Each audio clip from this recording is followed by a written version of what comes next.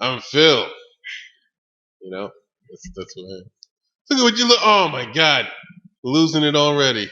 I don't know why I'm laughing. Oh, and I'm Ariana. Yeah, you are. Ariana. Man, we're gonna talk about some things today. We're gonna talk about. We got all new stuff. We got That's new true. stuff, and by new stuff I mean things that we had meant to do that we just never did. Yeah. We're gonna do it this time. Yeah. It's gonna be great. New to you. Yeah. Not new to us. Probably not, No. because then it'd be weird. But before we do all that, it's new to me. Oh yeah. yeah. First. We'll First talk order of about business. the retiring teachers. Yeah. Not just teachers, actually. It's also staff members, faculty and staff. Today is the retiring party for them. Is it? It's right now. So I stand corrected. Turns out some information is new to me. For example, that information. So every year, the retiring faculty and staff get together on one day. Every year or every semester? I think it's every year. I think it's every year. And they have one big ceremony for everybody. And it's actually a really nice ceremony. They go through, it's like a photo, what's it called? Series of photographs from their live. Like a montage? Yeah, it highlights their achievements, their work. That's nice. Do we know how many people are retiring? No. Well, there's a bunch. Yeah. 2 Thai teaching Thai, Jones, and some other guys. Yeah. Well, that's exciting. Man, it's really nice. It's really nice for the retirees, and it's nice to. Yeah, last year when John Bummer retired, they had a really nice party for him. Did you go? Yeah. Yeah. But that's the separate. Each, some of the Johns would also have a personal. Together. Yeah. Oh, okay. So today is everybody in the whole school of education. It's like a university-wide commencement. Yeah, a couple years ago, my favorite van driver retired.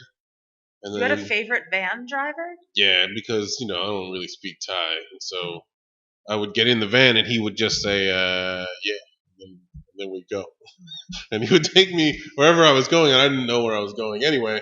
And then we would just work out. Everybody else would be like, "I don't know what you want," and I would say, "I don't know where I'm going either," and then it would become an issue. But with my man, he's like, "I got you, Phil. Don't worry." But he retired, and when he retired, it had a montage of all of the people that he brought around, of him just in being vans. safe, which is not something that van drivers. It's okay. There's actually one van driver that I really like. He's like a younger guy. Yeah. And he always. Yeah. I feel like your beloved van driver is the same feelings that I have towards the van driver, my favorite van driver, who I just saw 10 minutes ago in the canteen. We made eye contact. We made eye contact, and then we did the. If it's the guy I think you're talking about. He's the younger guy. I think there's one that has a stall in the canteen. Oh. I think he's investing. Yeah. But anyway, it was nice. It is nice for the retirees today. Thank you, retirees, for the presents. I got a little thing. And a pencil case. The pencil case is nice. Yeah. Yeah, thank you. Both things are nice. I'm going to use that pencil case. I probably won't, but it's nice. Anyway. It's in my bag right now. No, it's not. I lied. It's in my home, but I am using it. I like it. I sized mine up next to a John Rins in case I wanted to swap, but mine is better. My pattern is better. So yeah, congratulations on your retirement. Yeah. And good luck playing golf. Enjoy retirement. What do Thai people do when they retire? Play golf? A lot of the Johns just keep working, but now they do it for a lot more money. Oh, yeah. So congratulations on retiring. We'll see you on Monday. Yeah, right. Yeah. Actually, they also become authorities for, when you have a school, there are lots of things that administrative type things. You also need to get certified. You need to get consultants. You need whatever. So there's a lot of behind the scenes work for when you work in university level, but especially when you've retired and you have your PhD or you have your whatever, you have your titles, that's when you get you go and tell other universities what they're doing wrong. You guys, no good. That, Can I have that job? it's coming. I want that job. That's a good job. I like telling people what to do. No, I don't. Sometimes. See, people just ask me to do things, and then I do them, and then I cry. Yeah. But related to that is a question that comes to us from many of the fifth-year students who've been asking me what kinds of jobs can they do once they have finished their bachelor's in teaching degree, other than teaching English. I feel as though this is the first year that since I have been here, where a large, I don't want to say majority, but a large percentage of the student teaching class, the fifth year students, have already decided that not to teach. Teaching is not for them. And a lot of students actually have told me, have voiced their concern or their trepidation about the future, and they have asked me, well, if I don't teach, what else can I do? Yeah. More students this year than in the past. I think many students, almost all from past graduating classes, have went on to teach. Even students who, when they were still students, didn't want to teach are now teaching. But I think this is going to be the first class where many of the students don't teach.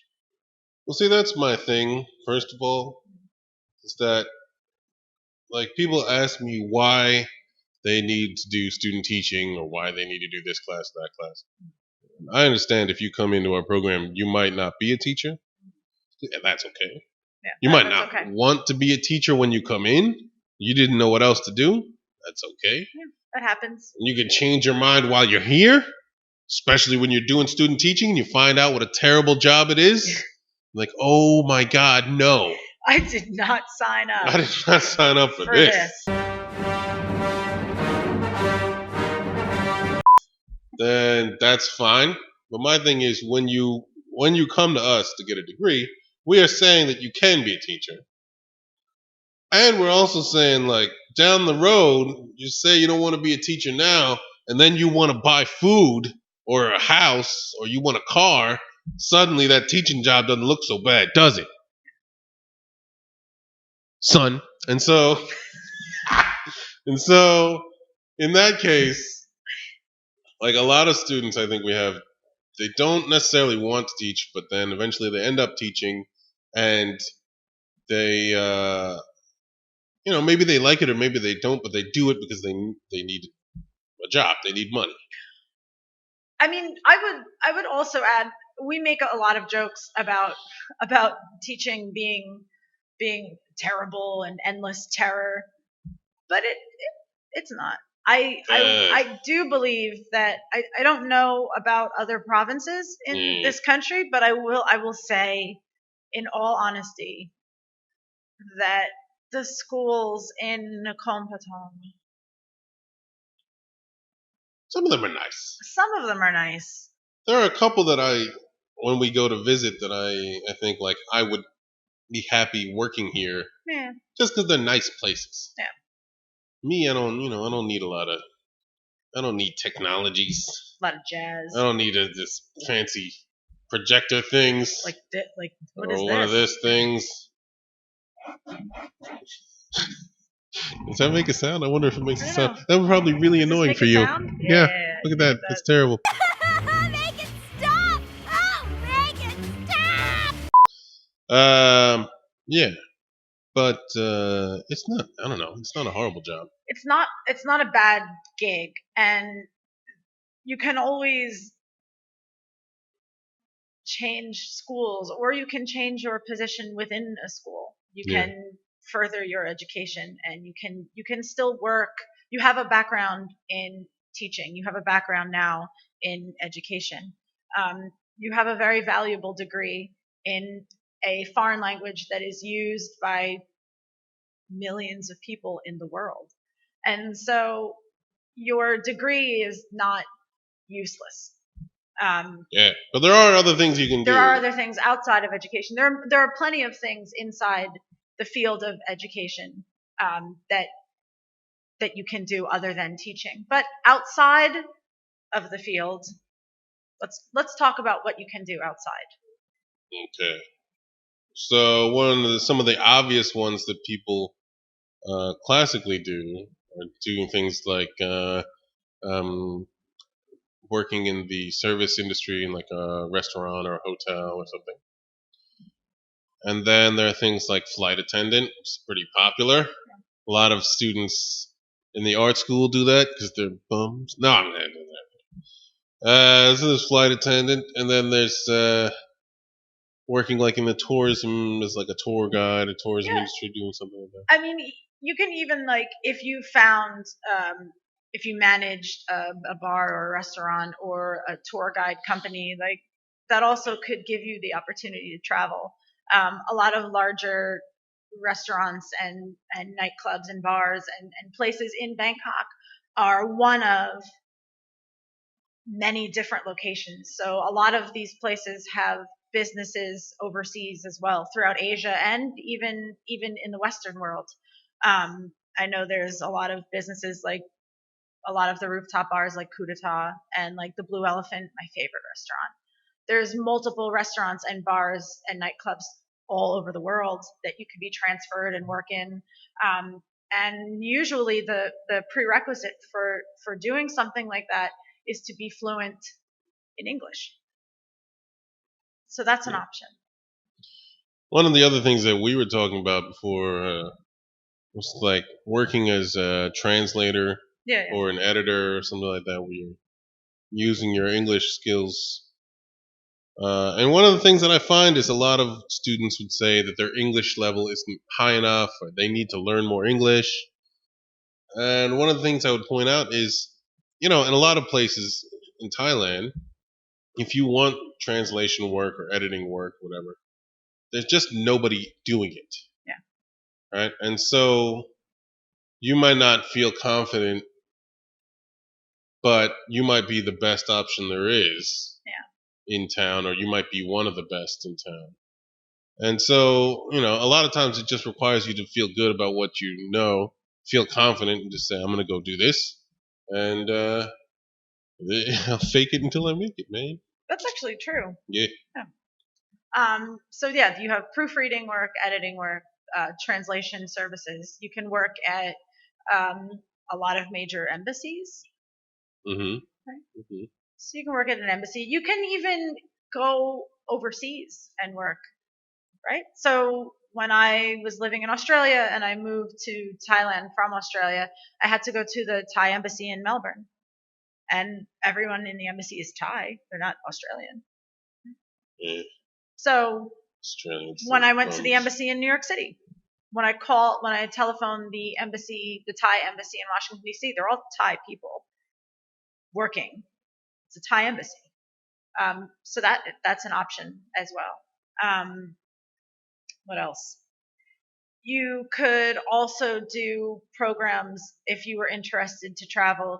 You can work in like museums and things overseas. I know they have fellowships and things that they give to international students or international graduates where you can go and you can put together exhibits or do something at a museum. So that's an option as well. And there's things like au pair work. Yeah. And things where there are companies that will get you your work visa. They'll get you the what's it called, host family, stuff like that. Get you set up with a job. But to me, like I said, it's just if you have an idea that you don't want to teach and you have an idea of what else you'd be interested in, even if it's a broad thing, remember that you hold a degree from one of the best universities in the country, from probably the most handsome teacher in the country. He's talking about me. But then also, Also, you're well qualified. You have good experience, and your English abilities, even if you're not confident about them, that's you just need some practice. You just need to work on your own confidence. You probably know a lot more than you think you do. Yeah, I always say that. And so instead of focusing I feel like a lot of our students don't feel good enough, and they're focusing on the negative things. But this is true of any career, any job, any situation in your life. If you want to go after stuff, you got to start by thinking about how you are the right thing, how you are good enough, and focusing on the positives that you have, and then moving into the details of how to do it. I mean, when you consider how few people in this country are bilingual, Thai and English bilingual. There's like 5 of them. There's like 5 or 6. Yeah. So there are not many people with that skill in this country. So you might not feel confident, but you are much more proficient than you think that you are. Also, one last note I would say is a lot of people who work in translating work, editing work, that kind of stuff. Their English is okay. Sometimes they need to work on their written Thai and like their formal Thai or their academic Thai. Yeah, it happens. And so that's another thing to consider. It's like if you want to work as a translator, if you want to use your language abilities and use that in some kind of job, you might want to think about working on your Thai a little bit. Especially for our students, theoretically, most of their classes were not in Thai. Yeah, that's true. In actuality, probably they were. So, like, your professional Thai and your... Yeah. So just another thing to consider is you need to work that skill also. Anyway, we're going to start a new thing. We're just starting out this week. Probably it's going to be the greatest thing ever. Uh-huh. It's going to be either called Slang of the Day or Word of the Day or Phrase of the Day.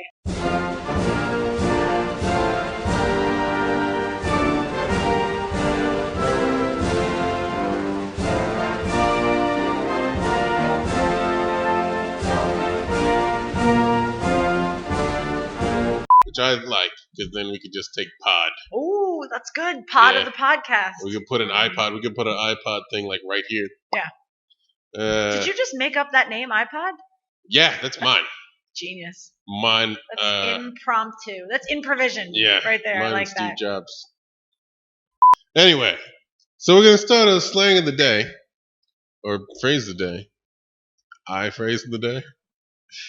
This week's one is one of my favorites. Yeah, we chose this particular slang phrase because of how Aj.Phil just abuses. Not abuse. Yeah. He uses it quite often. I do. And sometimes sarcastically. And then tell us what it is. It is firing on all cylinders. Firing on all cylinders. So, Aj.Phil, what is a cylinder? A cylinder, well, in this phrase, it comes from a car.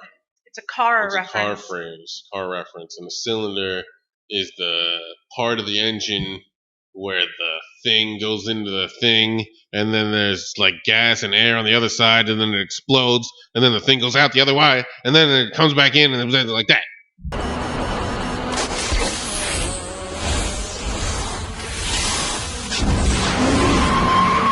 That's a cylinder. Listen, we can't possibly be any more clear than that. Yeah, I mean, I was an engineering major for a long time. That's true, you were. Yeah. So anyway, like a lot of technical jargon, as you may well understand. When you talk about cars, when you say you're firing on all cylinders, it means that you the engine is working completely. 100% efficiency. Yes. You are firing on all cylinders. Yeah. And so I don't know. I can't do it anymore. So if you are firing on all cylinders, you are not a car. No. I don't think. Unless you're Herbie. Are you a car? Or Knight Rider car. Kits. Ooh, or Transformers car. Transformers car. if you are not Transformers car, Knight Rider car, or Herbie. oh yeah, or Herbie, and if you are a person, if you are firing on all cylinders, you are working to your maximum. Yeah. You're working the hardest you can, Yeah. but you're also working as efficiently as you can. Yeah. So And you're working efficient. very well. You're working hard, and I was gonna say hardly. You're working hardly. You're working hard, and you are efficient in your work. So you're firing on all cylinders. Yeah. You're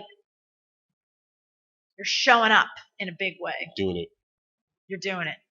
That's our phrase of the day. Yeah, firing on all cylinders. We can sometimes say you are not firing on all cylinders, No. which means you are not working efficiently and you are not working to your max potential. Yeah. If You're probably tired. you're tired. You're probably not putting your best work out there, or you're probably not putting your best work forward. Yeah. And I would say that you are not firing on all cylinders. Yeah. So maybe I can, if I come in to work in the morning and I'm not making sense and I'm tired, I'd be like, I'm not firing on all cylinders today. As I am every day. Yeah, I'm usually not. The first week of class, I'm firing on all cylinders. Ooh, nah. The last week of class, No. the fire has died. The fire's died. Yeah. I fire on all cylinders during vacation. That's when I do my best work. I fire on 8. I'm a V8 on vacation. Oh, yeah. I'm a V3. I'm a Geo Metro. Geo Metro. Does Geo, that little car, right? That's a 3-cylinder, right? I might have been. You might be like the Volkswagen Bug is 2 cylinders. There we go. I'm a Volkswagen Bug by like week 10 or 11 of the semester. Yeah, they're like the original one. Yeah. That's why I made that annoying little sound. I'm a souped up Dodge Charger on vacation. On vacation? Yeah. Anyway. I'm a DeLorean on vacation. Go back in time. Anyway, so now we're talking about driving. We're going to start our next new segment. We got 2 new segments. This next one is, we'll talk about American culture. American culture. American culture.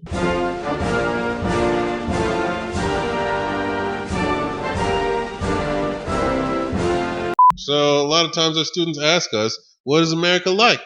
Yeah.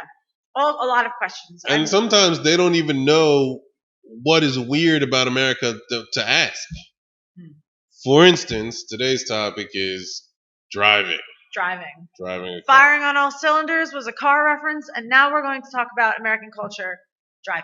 Yeah. Driving in the United States. Because driving in Thailand is not that important. I think because a lot of kids, they don't have money for a car. Oh, yeah, maybe. And whereas in America, cars grow on trees, and you just go out and you just pick one. I have a car tree. So, in America, when you were in high school, the most important day in high school is when you get your driver's license. Not your graduation. Not graduation at all. Not the first day. Not your first kiss, if it is in high school. I think What was it? That's not. We're not talking. That's for another time. Not your first kiss. Not graduation. Not homecoming. Prom. Not prom. I didn't go to prom. Neither did I. It's not like getting an A on your test. It's when you get your driver's license. Yeah, that is like a big deal. Getting your driver's license is the biggest, right? I think maybe the biggest rite of passage for an American high school student. So the rules and laws for driver's licenses and driver's permits change from state to state. So every state is a little bit different. Some states are similar, but they're mostly different, I guess, for the most part. The ages change. Yeah, the ages range. So, but we grew up in New Jersey, and we have New Jersey driver's licenses. When you are 16 years old, you get a driving permit. Yeah. For 1 year. You can drive with only one person in the car, right? They changed it. They always change the laws. They changed, yeah. But for me, if you're 16 years old, driving permit, you cannot drive alone. It's not a license. But for 1 year, you practice driving. And you have a piece of paper that's a permit You can have one person in the car. You cannot drive after 12 o'clock a.m. There are a few regulations, but when you turn 17 on your 17th birthday, you Baby. maybe, yeah. No, I'm saying, baby, that's when it starts. What? Your whole life. Yeah. You turn 17, the magic happens. Yeah.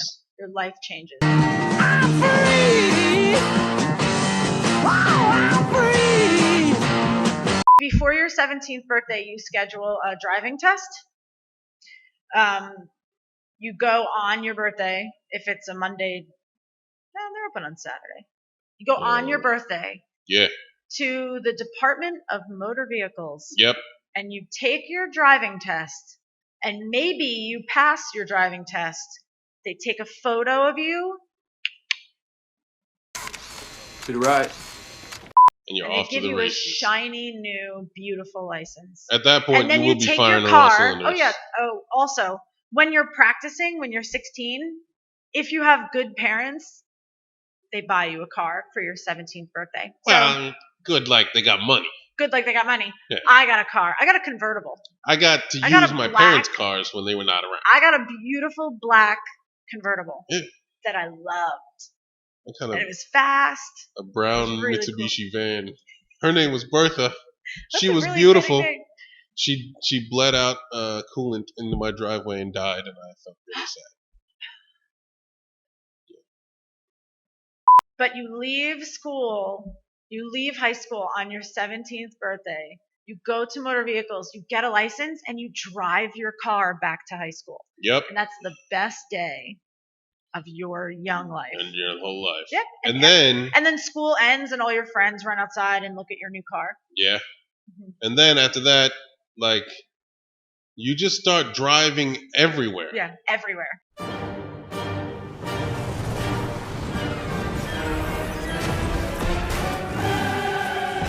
We drove to Canada, just everywhere. You can drive to other states. Yeah. Drive to other countries. Yeah.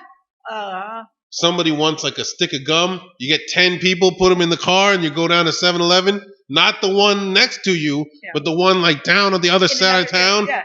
Because you can. Because you can. You go to the beach every day, then you start skipping school and the whole host of other things. No more school. No more school. You're finished. You go to the beach every day. If you're a man, because I think women maybe get away with not doing this. If you're a man, like within a month, you need a job to pay for the gas for the car that you're paying to hold together with like duct tape and crying. So then you get your first job. You got to drive to the job. So then you need money to pay for the gas to drive to the job, to make the money to pay for the gas to drive to wherever you're going to go. Yeah. Get girls. Constant drive everywhere. Yep. Oh my God. There's a magazine called Weird New Jersey. Yeah, there is. There's a magazine called Weird New Jersey. And was it monthly? Yeah. I think it was monthly. So every month there was a new issue of the magazine. And they would list places in New Jersey that were weird. And there's a weird Pennsylvania, weird New York, weird. But for each state. And we would get the magazine and we would drive to like every place in the magazine to see like weird things. Yep. You can go to Atlantic City, which is like a small Las Vegas. Yep. Which is like an hour away from my house, like all the time. Is the most important thing you did. Your life begins, like you have a new life. Yeah. We went to New York City almost every weekend. All the time. Constantly. We used to go like to cities at like 3:00 in the morning. Yeah. For no reason. Just because you have a car and you can. Like I remember like 1:00 in the morning, my friends saying, "Hey, you want to go to Atlantic City?" I'm like, "Yep." Yeah. I can closed. drive there. Everything's terrible. Yeah. You just do it anyway. Yeah. And if you can't drive, you're the most meaningless person in the whole world. Oh yeah. It's my birthday is in useless. August, so I was the last Yeah. person in my class to get my driver's license. Yeah, but when I did, that whole year you're like a refugee. I was useless. Everyone had to come pick me up. They're like, someone has to pick up Ari. And then you get those friends, or maybe it happened to you, Evan Robillard. where you have your license for a while, but then you get too many tickets from crashing into parked cars, Driving and too speeding, fast. and other stuff, and then you lose your license, and your life goes you got tossed The into hell. opposite. Yeah. You're like a, I don't know, you're some kind of criminal at that point. ¿Qué? ¿Otro? Esos son por ser... Guilty. Necesito un abogado. That's when having the DeLorean would be good, because you can go back in time to when you weren't an asshole.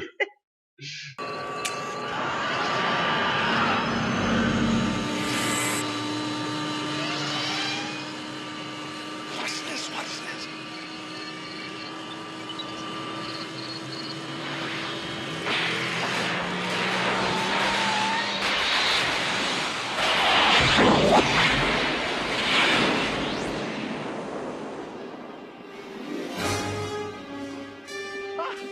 What did I tell you? 88 miles per hour! True. That's the worst thing possible, is when you lose your license. I never. I had a friend who lost his license, and he was giving me a ride to school. Oh. So he was a senior and I was a junior. Oh. And I had my license, and then he lost his, so I had to drive him to school. But that meant I got his parking spot. What? Yeah. So yeah, driving. It's a very big part of your adolescence, your later teenage years.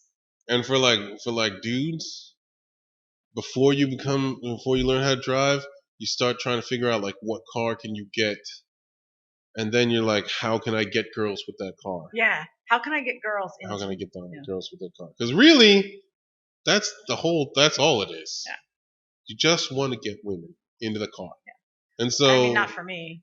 Yeah, I mean, not for you. Yeah. And so, and then you worry, and then you see your friends have the better car than you, and you're like, oh man. Yeah. And then you got to get the stereo has to be right. I couldn't get my stereo right, so I bought a bunch of speakers off of my friend, but they were way too big to fit into the doors. So I pulled the door panels off, stuck the speakers right onto the bare metal. Yeah. In Bertha? In Bertha. She was a minivan, so it was real big. It just had holes in the walls to put speakers so that the women could hear my speakers. Oh my God. It was like a duck call. Yeah. For women. You would just She didn't have a CD player. Come cruising down the street. So I had to get a Walkman, and then I had it on a little thing. Oh, you had to rig it up into I had to rig it up with a T-shirt underneath so it wouldn't bounce. And then the antenna for the radio was broken, so when you listen to the radio, I had to reach my hand out the window, hold on to the antenna in the middle of the snow. My hand almost fall off. That sounds fancy. You gotta have those tunes. Driving one hand, and the other hand holding the antenna. Yeah. That car did not get me any women. No, I can imagine. But my dad's old BMW. Woo! All boy. the women. All the women. No, that's not true either. Some of the women. Anyway. So, yeah. So driving's a big part of me. I actually feel a little sad that Thai people don't get to experience that. Dude, if we were kids in Thailand, feeling. It's a really good. It's cool. We'd drive to Cambodia every day. Dude, you could drive to Vietnam. Yeah. You can drive to Mongolia, really, from here. I would go see Russia. Yeah, you could drive to Russia. You can drive to Europe. Yeah, I would have driven to Europe. I would have driven to Europe, I think. I was thinking about driving. Once I started living here and I realized, oh my God, we're all in the same landmass. I was like, should I get a car and just drive? You should have. To Ukraine? No. Maybe not Ukraine. No. Why was that my choice? No, that's not a good choice. Yeah, that's a bad choice. Anyway. Yeah, but I could drive anywhere that's not the Americas or Australia. It's the best. Or an island. And then when you get your driver's license, did you have a court shirt? A what? Court shirt. You get speeding tickets, you got to go to court. I had my court shirt. God, I didn't have nice clothes, but I had that one shirt, looked kind of nice. Oh, a court shirt. Yeah, so you wear that shirt to court every day, every time you go to court, which was every couple months. Yeah, I got. Not guilty, Your Honor. I got a lot of tickets. Yeah. A lot of tickets. That's a story for another time because we're out of time this week. But next week, John Joey will be here talking about the movie Inside Out. Mm-hmm. Which was excellent, by the way. We'll see. Yeah. I mean, I don't know. And that's it. So until then. Yeah. So see you goodbye guys next forever. week. Enjoy your life. Bye forever. Never.